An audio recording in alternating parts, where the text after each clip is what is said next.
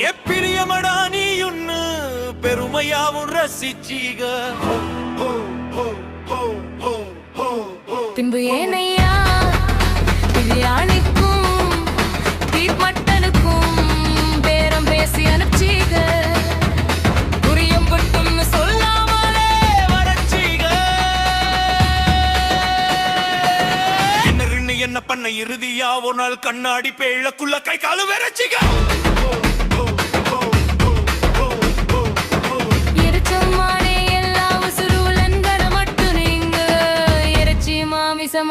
வதச்சீக ஆடு மாடு கோழிக்கெல்லாம் அறிவு கொஞ்சம் கொம்மிங்க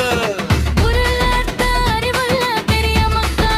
உணவுள்ள உழவ பெரிய மக்கா அரவணைக்க வேண்டியவுக நீங்களே ஏன் எங்களை கருணையின்றி கழுத்த